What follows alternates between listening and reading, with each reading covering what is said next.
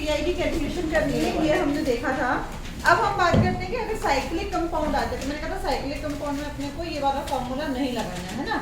Cyclic compound जैसे कि आपको 3 मेंबर रिंग है, तो आप यहाँ पे देखें जरा कि इस तरह से कुछ आता है, ये आता है। तो अब यहाँ पे पहली बात तो ये कि मैंने ये से डंडे खींच दिए। इसका डंडे खींचने का मतलब क्या है, एक एच यहाँ पे और कोई डिफरेंट ग्रुप होने चाहिए।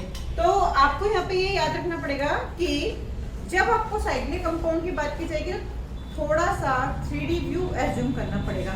3D व्यू कैसे, कि जैसे कि आपके पास में अगर कोई कंपाउंड है, तो ये मेरे पास में इस तरह से, ये वाली बात कर रही हूँ ना मैं, ए और ये आपके पास में एक कोई ग्रुप वेज पे लगा होगा और एक कोई ग्रुप डैश पे, इसे हम बोलते हैं वेज और इसे हम बोलते हैं डैश।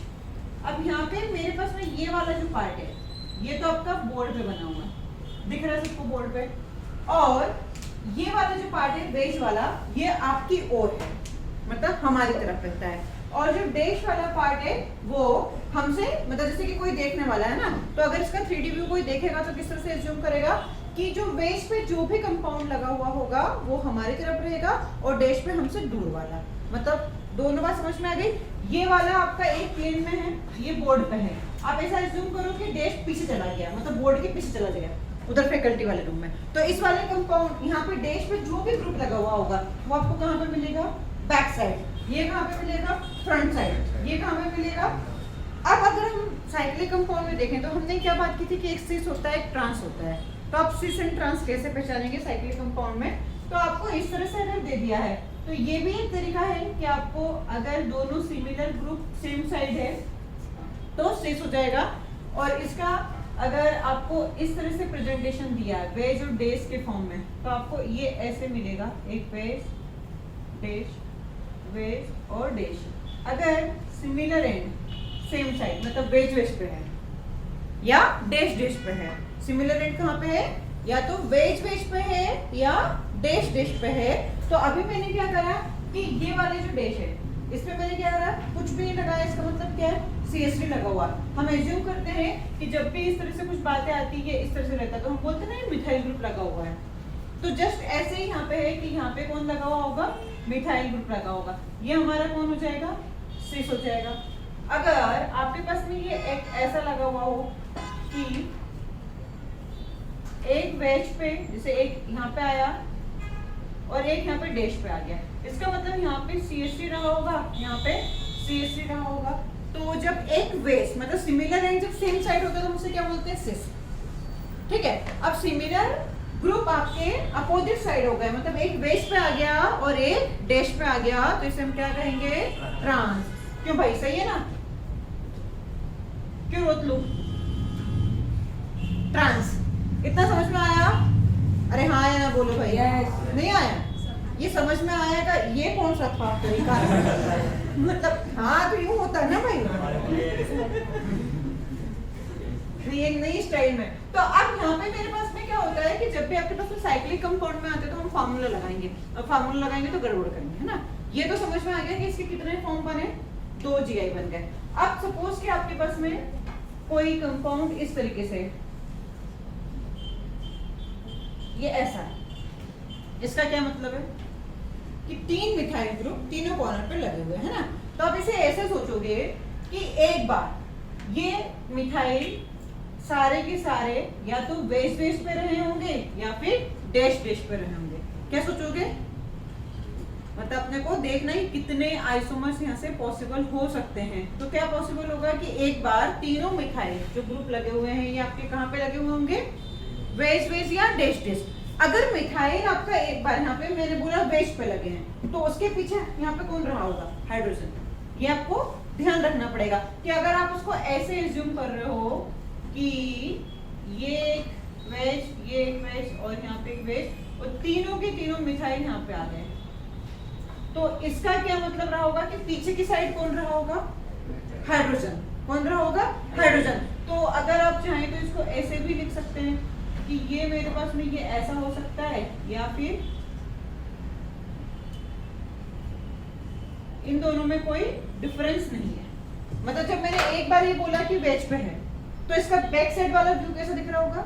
अगर आप बोर्ड के पीछे जाके देखोगे तो आपको कैसा दिखाई देगा? ऐसा दिखाई देगा। क्या मेरी बात समझ में आ रही है? ये फ्रंट व्यू है और ये क्या होगा आपका? Back view. तो जब आप इसके पीछे जाओगे, उस साइड जाओगे, जो कि जा नहीं सकते हो, लेकिन अगर जाओगे है ना, तो आप एज्यूम करो कि वो कैसा दिखाई देगा? ये। तो इसमें और इसमें क्या है? कोई डिफरेंस नहीं है, वो एक ही हो गया ना। समझ में आई बात? आप इसको अगर ऐसा बोलते हो कि नहीं, हम तीनों मिथाइल ग्रुप को ऐसे रखते हैं, एमी और एमी, तो अब क्या हो जाएगा कि जैसे कि यहाँ पे इसके पीछे हाइड्रोजन थे, अब इसके पीछे क्या हो जाएंगे? हाइड्रोजन। मतलब समझ पा रहे हो ना? तो इसमें और इसमें कोई डिफरेंस नहीं है, एक ही बात है ना। अरे हाँ या ना बोलो, समझ पा रहे हो ना बात को? तो जब आप इस तरह से इनके साइक्लिक कंपाउंड के आइसोमर्स देखोगे तो आप, फोन गिरने वाला, किसने बोला फोन गिरने वाला? इधर से किसी ने बोला था, पता नहीं, मैं देख रहा था वही ढांडे चौक बुला के। जल्दी जा, जल्दी ये भी गिर गया।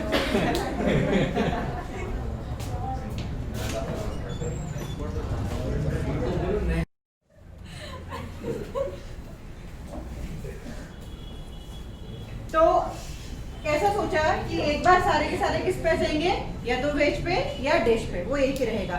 फिर ऐसा सोचो किसी एक को आप पलटा दो, किसी एक को पलटा दोगे मतलब क्या है? इसका एक और, अगर आपने इसको बैक ऐसे ट्विस्ट किया तो इसका मतलब इसका यहाँ पे एमी चला जाएगा, बाकी दोनों एमी कहाँ रहेंगे? जहाँ पे थे वहीं रहेंगे। क्या बात समझ में आई? पक्का समझ में आया? अरे हाँ या ना बोलो। तो कुल मिला के जब आपने ये वाला कंपाउंड देंगे वो आपको एग्जाम में, है ना, ऐसे कोई वेज और डेज बना के नहीं देंगे, और पूछेंगे इसके कितने जीआई पॉसिबल है, तो कितने जीआई पॉसिबल होंगे? दो। सोच पाए कि किसको बना के देखना पड़ेगा? नहीं समझ में आया तो एक बार पूछ लेना ना कि आपको क्या करना पड़ेगा? ड्रॉ। यहाँ पे कोई फॉर्मूला नहीं है, 2 की पावर n टाइप का जो फॉर्मूला था ना, यहाँ पे आपको फॉर्मूला नहीं लगेगा। अगर फॉर्मूला लगाओगे तो आंसर गलत आ जाएंगे, इसलिए आपको हमेशा एज्यूम करना पड़ेगा। क्या करोगे? समझ में आया? तो 3 मेंबर रिंग में तो ध्यान रखो। अब यहाँ पे जरूरी नहीं कि एम ही हो, यहाँ पे रट के मत बैठ जाना, एम ही रहेगा तो ही 2 बनेंगे, सीएल लगा देंगे तो कुछ और बनेगा। अरे सबके केस में ऐसा ही रहेगा, है ना, क्योंकि आप यहाँ पे कुछ भी ग्रुप लगा दो। अब एक चीज और है, तीनों पे मैंने एम ही लगाया है ना। अगर आपके पास में ऐसा हो जाए,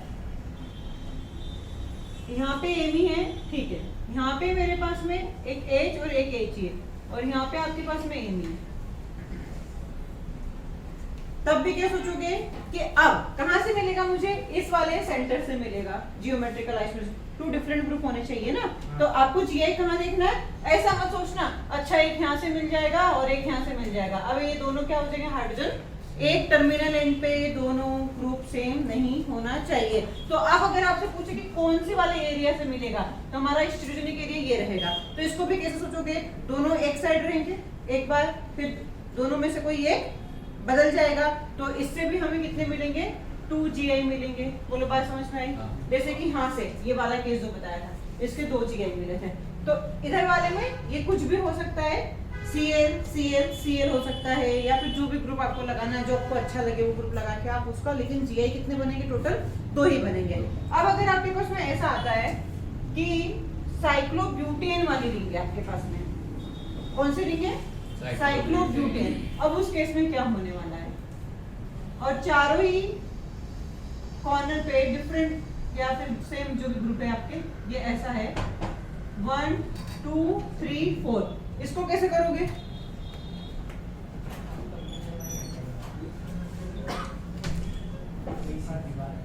में हम क्या करेंगे? पहले सोचोगे जैसे बताया गया है, क्या क्या? चारों ही ग्रुप पहले एक साइड रहे होंगे, मतलब या तो वेज पे या डैश पे रहे होंगे। तो जरा तकलीफ दो हाथों को और इस तरह से ड्रॉ करने की आदत डालो। आया समझ में?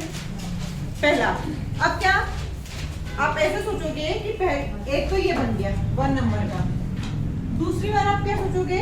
किसी एक को पलटाना है, किसी एक को घुमा देंगे तो यहाँ से क्या बनेगा, ये आपका एक डैश पे आ गया, तीनों आपके वेज पे आ गए, तो ये आपका दूसरा नंबर का बन गया। अरे बात समझ में आ रही है क्या? फिर क्या करोगे, इसका पड़ोसी या तो ये या ये कोई एक पलट जाएगा। क्या, जो आपने एक पलटाया, 1 बाय 1 चलेंगे, पहले चारों वेज पे या डैश पे कर दिए, फिर किसी एक को आपने पलटा दिया। पलटाने के बाद उसके जस्ट पास वाला पलटाने का है ना, या तो आप इधर वाला या फिर इधर वाला, जो आपको कंफर्टेबल लगे। तो फिर हम यहाँ पे इस तरह से करेंगे, एक ये डैश हो गया, एक ये डैश हो गया। आया? अरे आया क्या? यस। समझा? अब क्या हो सकता है और कितने बन गए? 3। अब अल्टरनेट वाले, जैसे अभी तक क्या करा था, पहले एक घुमाया, फिर उसके पास वाला घुमाया, अब आपने जैसे कि ये घुमाया और इसका एक अल्टरनेट वाला घुमा दोगे, तो आपको एक नया और कंपाउंड मिलेगा, जैसे ये ऐसे और ऐसे। आया क्या? आया समझ में? तो अब ये अल्टरनेट क्या हो सकता है, आपके ये दोनों भी हो सकते हैं, लेकिन आपने कहां से स्टार्ट किया उसके भी आप पे चलेगा ना। पहले किसी एक को, अब आपको लगता है कि नहीं हम इसको नहीं घुमाना चाहते, इसको घुमाना चाहते हो, तो उसको घुमा दो। उसको घुमाने की वजह से यहाँ पे आ गया वेज डैश है ना, तो फिर क्या करोगे, उसका पड़ोसी आ जाएगा ये वाला, तो इनमें से कोई जैसे आ गया ये वाला, फिर आपने जो पहला वाला घुमाया उसके एक अल्टरनेट पे घुमा दोगे। तो इस तरह से मुझे कितने आइसोमर्स मिल गए यहाँ से?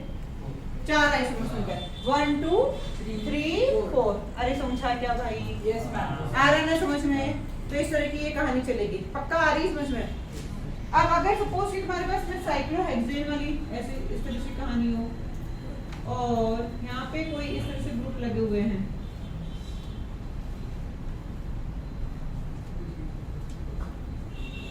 ये लगा होगा, तब इसके कितने आइसोमर्स आप बना सकते हो? पहले क्या सोचना है, सबको सेम साइड रख दो, है ना, मतलब ये तो आपका क्या है, एक रेफरेंस है, तो सबको सेम साइड रखोगे तो ये ऐसा इस तरह से आएगा, और इस पे एक दीपक बनाना है ना। अरे आया क्या समझ में?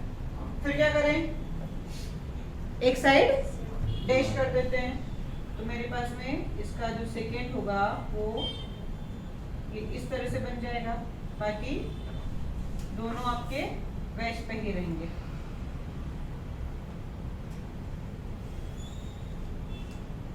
इस तरीके से, तो इससे कितने आए टोटल? 3 कौन से हैं? अरे ये तो रेफरेंस है ना इसका, यस मैम। इसके हमने ये 2 निकाले हैं। आ गए समझ में? पक्का समझ में आई बात? क्लियर है ना? तो बस ज्यादा मेहनत नहीं करनी है इसमें, आपको सोचना है, और ऐसे ही 3 member ring, 4 member ring, 6 member ring में आपको चीजें देखनी है कि कौन कौन सी जगह से आपके वेज और डैश। अब आप चाहे तो इसके और हाइपन बना के देख सकते हो, सेम ही आएंगे। जैसे कि आपको ऐसा लगता है कि इसका पीछे वाला पार्ट बना के देखिए, तो अभी इसके फ्रंट पे यहाँ पे कौन है, जैसे ये 2 मिथाइल तो इधर है और 2 मिथाइल बैक साइड है, तो इसका अपोजिट क्या होगा, ये 2 हाइड्रोजन इसके किस पे रहे होंगे, वेज पे, तो इसके 2 हाइड्रोजन किस पे रहे होंगे, डैश पे, तो वो सेम ही रहेंगे, है ना।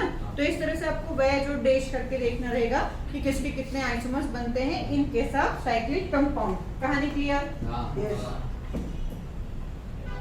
अब कुछ और मैं क्वेश्चन दे रही हूँ प्रैक्टिस, जिसमें आपको कैलकुलेशन ही करनी है, लेकिन इससे हो सकता है कि वो साइक्लिक भी हो और हो सकता है कि उसमें फॉर्मूला भी लगे। ठीक है, इसको बंद कर दे, मैं क्वेश्चन लिख देती हूँ पहले, बहुत सारे में स्टीरियोजेनिक एरिया कितने हैं? कितने लोग बोल रहे हैं? 2। कितने लोग बोल रहे हैं? 3। 2 भी 3 भी। अब देखो यहाँ से मेरे पास में एक डबल बॉन्ड ये दिखाई दिया, ध्यान से देखना, यहाँ पे अगर आपको ऐसे दिक्कत आती है तो C और H मैंने उस दिन भी बोला था कि इस तरह से लगा के देखना, है ना। तो मेरे पास में यहाँ पे कार्बन कार्बन डबल बॉन्ड, एक तरफ एक तरफ CH3, फिर एक तरफ H और एक तरफ ये रिंग वाला इतना बड़ा पूरा पोर्शन, तो एक स्टीरियोजेनिक एरिया तो ये आया मेरे पास में। फिर अगर आपने याद हो तो हम ऐसे 1-4 पोजीशन से भी बात करा करते थे इस तरीके से, कि अगर कुछ लगा है रिंग पे तो आप इस रिंग पे क्या सोचोगे कि एक तरफ तो हाइड्रोजन लगा हुआ है और एक तरफ ये जो ग्रुप था इस पे कितना बड़ा ग्रुप लगा है, ये पूरा ग्रुप लगा हुआ है इतना बड़ा। फिर इधर भी मेरे पास में एक हाइड्रोजन लगा हुआ है और एक तरफ ये इतना बड़ा ग्रुप लगा हुआ है, तो इस रिंग के अलोंग भी मुझे क्या मिलने वाला है, जियोमेट्रिकल आइसोमेरिज्म यहाँ से भी मिलने वाला है। अरे बात समझ में आ रही है कि नहीं आ रही है? तो आपको रिंग भी सोचना पड़ेगा कि रिंग में भी पॉसिबल है क्या। तो अगर यहाँ से एक डबल बॉन्ड आया, एक स्ट्रेटिक एरिया ये आया, एक एरिया मेरा ये है और एक डबल बॉन्ड फिर से, तो आप लोगों ने डबल बॉन्ड के बारे में सोचा होगा, रिंग के बारे में नहीं सोचा होगा। तो यहाँ पे n की वैल्यू कितनी आ गई 3 और ये क्या है आपका अनसिमेट्रिकल है, तो 2 की पावर n लगाने का और आंसर लाने का, ठीक है ना। तो यहाँ पे खास बात तो ये है कि आपको स्ट्रेटिक एरिया निकालना ही टफ था थोड़ा सा। तो 2 की पावर 3 दैट इज 8, इतना समझ में आता है। इसके बारे में सोचें कि यहाँ पे मेरे पास में अच्छा वो 1 2 3 ऐसे चलेगा ना, आगे पीछे हो सकता है। क्वेश्चन नंबर 2 देखें। अब अगर आप यहाँ पे देखो कि कार्बन और double bond along the double bond देखोगे तो मेरे पास में इस टर्मिनल एंड पे 2 मिथाइल ग्रुप सेम है, तो ये यहाँ से तो निकलेगा। लेकिन अगर मैं सिर्फ अलोंग द रिंग देखती हूँ तो आपको दिखाई दिया कि ये वही केस आ गया है कि अगर मैंने यहाँ पे एक मिथाइल लगा दिया है, यहाँ पे एक मिथाइल लगा दिया, तो हम बोलते हैं ना कि ये जीआई देता है। यस समझे ना? तो समझ में आया? तो यहाँ पे मेरे पास में 1 और 2, तो जस्ट लाइक ये है 1 and 2, तो स्ट्रेटिक एरिया कितना हुआ 1 ही हुआ, तो यहाँ से एक सिस मिल जाएगा और एक ट्रांस। तो आप इसको ऐसे सोच सकते हो कि एक हमारे पास में जो ये मिथाइल ग्रुप है ये एक बार क्या रहे होंगे, दोनों बेस पे रहे होंगे, फिर एक बेस और डैश पे रहे होंगे, तो यहाँ से क्या मिल जाएगा 2 जियोमेट्रिकल आइसोमर्स। कितना समझ में आया? भाई पूछ लेना है ना, नहीं समझ नहीं समझा? किसको नहीं समझा? अथर्व को। अथर्व तुझे ये याद है बेटा कि अगर आप ये एकदम कोई बना हुआ है और इसमें मैं कोई 2 टर्मिनल यहाँ पे एक H लगाया, एक H लगाया, ये CH3 लगाया, ये CH3 लगाया, तो हम बोलते हैं कि जियोमेट्रिकल आइसोमेरिज्म देता है, देता है ना। तो ये वैसे ही तो है कि इस वाले एरिया से तो मिलेगा, लेकिन यहाँ से डबल बॉन्ड जो है यहाँ पे कार्बन और कार्बन डबल बॉन्ड है, यहाँ पे अगर मैंने दोनों ग्रुप डिफरेंट लगा दिए होते तो मेरे पास में यहाँ पे 2 GI सेंटर हो जाते, मतलब स्ट्रेटिक एरिया कितने हो जाते 2, लेकिन ये कार्बन पे 2 मिथाइल ग्रुप सेम है, जो कि मेरे लिए क्या है GI की सेकंड कंडीशन कि आपका जो टर्मिनल एंड है वो क्या होना चाहिए, डिफरेंट ग्रुप से जुड़े हुए होना चाहिए। तो ये वाले कार्बन कार्बन डबल बॉन्ड में तो मुझे GI नहीं मिलेगा, लेकिन अलोंग द रिंग मुझे 1 2 पोजीशन से क्या हो रहा है, एक स्ट्रेटिक एरिया मिल रहा है इस तरह से, तो ये GI देगा। हाँ तो मैंने कब बोला है 2 है, ठीक है ना। तो टोटल जीआई कितने मिल जाएंगे हमें 2। इधर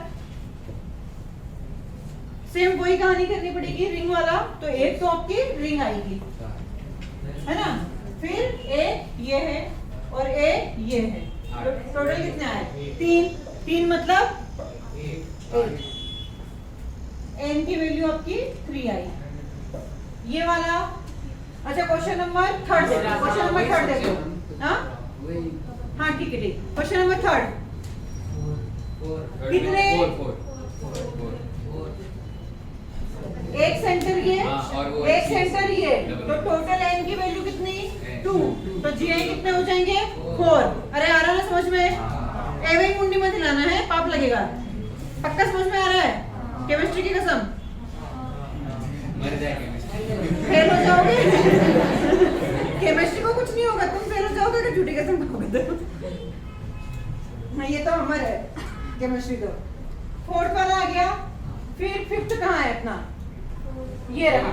हाँ 5th वाला देखें कितने जी है, ये वाला है क्या नहीं है, ये वाला है जो है उसको स्टार से लगा रही हूँ, ये भी है, तो n की वैल्यू कितनी आई 2, तो जीआई कितने आए 4। समझदार हो, सबको आ रहा है। क्वेश्चन नंबर 6 एक जीआई सेंटर मतलब एक स्ट्रेटेजिक एरिया है, तो आपके एक सिस और ट्रांस, तो यहाँ से जीआई कितने हो गए 2 हो गए। इधर कितने स्ट्रेटेजिक एरिया, सबसे पहले तो चार अच्छा एक तो ये होगा है ना, हाँ। एक तो ये होगा स्टेशनिक एरिया तो है लेकिन जीआई नहीं मिलेगा। ये क्या देगा आपको? ऑप्टिकल। अरे ऑड और इवन देखना पड़ेगा, हमें जियोमेट्रिकल आइसोमेरिज्म देखनी है, और जियोमेट्रिकल आइसोमेरिज्म में नंबर ऑफ रिंग्स कंटीन्यूअसली कितनी होनी चाहिए? ऑड नंबर में। तो यहाँ पे तो मेरे पास में क्या है? इवन नंबर में, तो ये तो नहीं, यहाँ से जीआई नहीं मिलेगा। ये डबल बॉन्ड से मिलेगा, हाँ ये डबल बॉन्ड से मिलेगा। फिर यहाँ पे एक डबल बॉन्ड और रिंग दोनों क्या है? कंटीन्यूअसली है। तो जब रिंग और डबल बॉन्ड कंटीन्यूअसली प्रेजेंट होते हैं तब भी हम उसको क्या करते हैं? ऑड और इवन वाले केस में काउंट करते हैं। तो यहाँ से मेरे पास में ये इवन नंबर में है, ये भी मेरे पास में इवन नंबर में है, तो यहाँ से स्टीरियो आइसोमेरिज्म तो मिलेगा। स्टीरियो आइसोमेरिज्म से मेरा मतलब कि ऑप्टिकल भी काउंट करेंगे, लेकिन अभी अपना ऑप्टिकल नहीं पढ़ा है। मैं टोटल बात किसकी कर रही हूँ? जियोमेट्रिकल आइसोमेरिज्म की। इसलिए मेरी यहाँ पे जीआई के लिए एन की वैल्यू कितनी हो जाएगी? 1 ही हो जाएगी। समझ गए? जियोमेट्रिकल आइसोमेरिज्म के लिए एन की वैल्यू ध्यान रखें। अरे बात समझ में आ रही है ना? भेज में घुस रही है ना? Question number 9। 7 क्या? अच्छा 7 बाकी, मेरे को लगा इसका आंसर 7 आया, हम डर गए। ये क्वेश्चन नंबर 7 देखें, कितने जीआई सेंटर? देखो डबल बॉन्ड मतलब ring, double bond ring, odd number में आया, तो ये पूरा एक आपका एरिया हो गया एन, एक एन ये हो गया, तो एन की वैल्यू टोटल कितनी हो गई? 2। तो जीआई कितने हो गए? 4। समझा? सबको समझ में आया? तो क्वेश्चन नंबर 7 भी हो गया, 8 भी हो गया। Question number 9। हाँ 8 आंसर 8 कितने? यहाँ से 1 2 3 मतलब एक एरिया, तो ये एक ये और एक ये है ना, तो टोटल एन की वैल्यू कितनी हो गई? 3। 2 की पावर n मतलब 8। समझा? सबको समझ में आया? 10 जीआई सेंटर कितने हैं? 1। किसी को ज्यादा दिखाई दिए क्या? अगर दिखाई दिए तो ये देखो 1 और 2 दिखा होगा, लेकिन ये कितना है? इवन नंबर में है। तो यहाँ से आपको ओआई सेंटर देखना है, जीआई सेंटर नहीं है यहाँ पे, है ना? तो सिर्फ मेरे लिए जीआई सेंटर कौन सा है? ये वाला रिंग वाला। तो इसका एक सिस मिल जाएगा और एक ट्रांस मिल जाएगा। इस तरह इसके जीआई कितने हो जाते हैं? 2 जीआई हो जाते हैं। इधर कितने जियोमेट्रिकल सेंटर कितने? जीआई सेंटर कितने? 2। कौन कौन से? रिंग और सीएच डबल बॉन्ड। वो रिंग तो कुछ नहीं मिलेगा बेटा, हाँ, नहीं, उधर आगे कुछ यहाँ नहीं पे बराबर। दोनों हाइड्रोजन है आगे पीछे ना। आपको यहाँ पे इस टर्मिनल एंड पे कुछ नहीं लगा, मतलब 2 हाइड्रोजन लगे होंगे, तो यहाँ से तो कुछ नहीं मिलना है। ये रिंग, फिर ये रिंग, फिर डबल बॉन्ड कंटीन्यूअसली, तो ऑड नंबर में आ गया ना। तो एक सेंटर ये, फिर एक ये, तो टोटल सेंटर कितने? एन की वैल्यू कितनी हो गई? 2। समझा? सबको समझ में आया? संयुक्त समझ में आ रहा है? थोड़ा थोड़ा। अच्छा तुमने कैलकुलेशन ऑफ जीआई का परसों का लेक्चर अटेंड करा था? करा था। अब एक बार जाके YouTube पे भी देख लेना। इधर देखो, एक ही कितने सेंटर? एक ही। अरे एक या 2? 2 कैसे? देखिए एक ही एक कैसे? वो रिंग 3 रिंग किसको 2 दिख रहे हैं? अरे झंडू, यहाँ पे double bond triple bond continuously है ना। अरे डबल बॉन्ड कंटीन्यूअसली तो इवन नंबर में भाई, तो इवन से जीआई सेंटर नहीं मिलता है ना, ये इवन नंबर वाला पार्ट है। तो मुझे ये ऑड नंबर वाला देखना है, तो एक ही वैल्यू है यहाँ पे इनकी। समझे? अरे समझा ना? हाँ। ये इधर 3 है। 3 पहले तो सिमेट्रिकल है या अनसिमेट्रिकल? सिमेट्रिकल है, तो इसमें तो ऑड या इवन वाला देखना पड़ेगा। ठीक है ना? तो आपके पहले सेंटर देख लो, एन की वैल्यू कितनी है? 3, 1 2 3, तो एन की वैल्यू 3 आई। अब निकालो जल्दी से ऑड वाला फॉर्मूला लगा के। n की पावर n-1 में बाय 6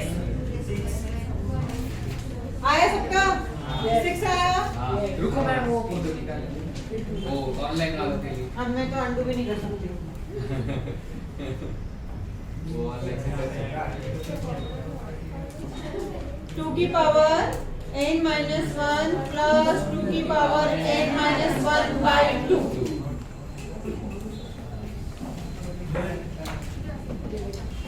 तो इस तरह से यहाँ पे जियोमेट्रिकल आइसोमेरिज्म। अब एक दो केसेस और होते हैं जो एरोमेटिसिटी से रिलेटेड होते हैं जीआई के, तो वो भी हम यहाँ पे नहीं बता सकते हैं क्योंकि भी एरोमेटिसिटी नहीं हुआ। दूसरा मेरे पास में यहाँ पे डाइपोल मोमेंट, इसकी फिजिकल प्रॉपर्टीज, तो वो भी जो अपन थोड़ा सा डाइपोल मोमेंट पे काम करेंगे उसके बाद में देखेंगे। तो अभी तक स्टीरियो आइसोमेरिज्म में हमने क्या क्या कहानी देखी थी डे 1 से। दो टाइप के आइसोमर्स होते हैं, एक होता है स्ट्रक्चर और एक होता है स्टीरियो। स्टीरियो अपन ने स्टार्ट किया था, स्टीरियो में अपन ने दो टाइप के आइसोमर्स देखे थे, एक आपका कन्फॉर्मेशनल, एक आपका कॉन्फिगरेशनल। अगर मैं कन्फॉर्मेशनल आइसोमेरिज्म की बात करूं तो कन्फॉर्मेशनल का मतलब होता है कि बॉन्ड में रोटेशन हो जाता है और वो एक दूसरे से सेपरेट हो जाते हैं। जैसे CH3 मैंने कहा था कि यहाँ पे मेरे पास में कोई CH3 इस तरह से है, तो इस बॉन्ड में रोटेशन हो जाता है। तो कब जो बॉन्ड में रोटेशन की वजह से जो आइसोमर्स मिलते हैं उनको हम बोलते हैं कन्फॉर्मर्स। क्या बोलते हैं? कन्फॉर्मर। इसकी कहानी डिटेल में आगे पढ़ेंगे, है ना। फिर हमने स्टार्ट किया था कॉन्फिगरेशनल, और कॉन्फिगरेशनल में मेरे पास में दो होते हैं, एक होता है GI, एक होता है OI। GI मतलब जियोमेट्रिकल आइसोमेरिज्म, OI मतलब ऑप्टिकल आइसोमर्स। तो जियोमेट्रिकल आइसोमेरिज्म स्टार्ट किया था, उसमें अपन ने पहले सबसे पहले उसकी कंडीशंस देखी थी। 3 कंडीशन हुआ करती थी, कौन कौन सी?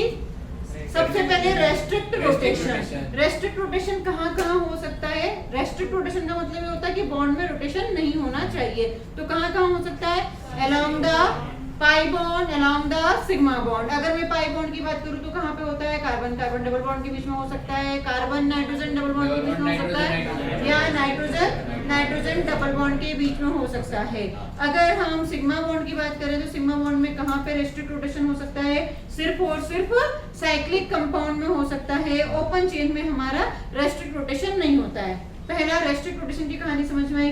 अब अगर आप कहते हो कि कार्बन कार्बन डबल बॉन्ड होता है, तो कार्बन कार्बन डबल बॉन्ड ये है आपका, ये सिंगल भी हो सकता है, ये मल्टीपल भी हो सकते हैं। अगर सिंगल है तो कोई बात ही नहीं, एक डबल बॉन्ड है तो कहानी छोड़ दो वहीं पे। लेकिन अगर मल्टीपल होता है तो फिर बात आगे बढ़ेगी कि वो सिंगल भी हो, मतलब मल्टीपल में आइसोलेटेड भी हो सकता है, क्यूमुलेटेड भी हो सकता है और कॉन्जुगेटेड भी हो सकता है। मतलब अगर कार्बन कार्बन डबल बॉन्ड एक से ज्यादा है तो वो कंटिन्यूअसली अगर प्रेजेंट है तो उसे हम क्या बोलते हैं? क्यूमुलेटेड। जिससे कि यहाँ पे कार्बन कार्बन इस तरह से ये है, ये कार्बन कार्बन दो डबल बॉन्ड आपके क्या है? कंटिन्यूअसली प्रेजेंट है, तो इसको हम बोलते हैं क्यूमुलेटेड सिस्टम। अगर आपके पास में कार्बन कार्बन डबल बॉन्ड इस तरह से एक छोड़ के, तो हम इसे बोलते हैं कॉन्जुगेटेड सिस्टम। और अगर आपके पास में कार्बन कार्बन डबल बॉन्ड इस तरह से रैंडमली कहीं पे प्रेजेंट है, ये डबल बॉन्ड फिर सिंगल आ गया, फिर सिंगल आ गया, फिर डबल बॉन्ड आ गया, तो हम इसे बोलते हैं आइसोलेटेड, है ना। तो अगर कॉन्जुगेटेड है तो कोई दिक्कत नहीं है, फिर हम देख लेते हैं कि GI देगा कि नहीं देगा। कहाँ पे आपको ध्यान रखना पड़ता है? क्यूमुलेटेड में। क्यूमुलेटेड मतलब जब कंटिन्यूअसली डबल बॉन्ड प्रेजेंट होंगे तो आपको ये देखना पड़ेगा कि वो ऑड नंबर में है या इवन नंबर में। अगर ऑड नंबर में होते हैं तो जियोमेट्रिकल आइसोमेरिज्म देते हैं, अगर आपके इवन नंबर में होते हैं तो ऑप्टिकल आइसोमर्स देते हैं। ये अपन ने देखा था, याद रहा। अब ये जो कंटिन्यूअस की कहानी है, ये कंटिन्यूअस की कहानी कार्बन कार्बन डबल बॉन्ड के बीच में रिंग भी हो सकता है, मतलब एक रिंग और एक डबल बॉन्ड कंटिन्यूअसली अगर प्रेजेंट है, जैसे कि पेपर में कुछ केस देखे थे इस तरीके से, ठीक है। ये ऐसा भी हो सकता है, ये तो अब क्या हो गया? दो रिंग के बीच में एक डबल बॉन्ड आ गया, मतलब ये 3 हो गए। तो ऑड इवन इस तरह से काउंट करना है, ठीक है, ठीक है, आया समझ में। साइक्लिक कंपाउंड में भी फिर वही देखना है कि मोनोसाइक्लिक हो सकता है या पॉलीसाइक्लिक। अगर मोनोसाइक्लिक है तो कोई दिक्कत नहीं है, लेकिन अगर पॉलीसाइक्लिक है तो क्या देखोगे? ऑड है या इवन। अगर ऑड है तो GI, इवन है तो OI। तो ये डबल डबल आपके पास में जो रेस्ट्रिक्ट रोटेशन के बाद जो थोड़ी सी कहानी आपको एक रे डायग्राम से समझाई गई थी, उसकी कहानी थी।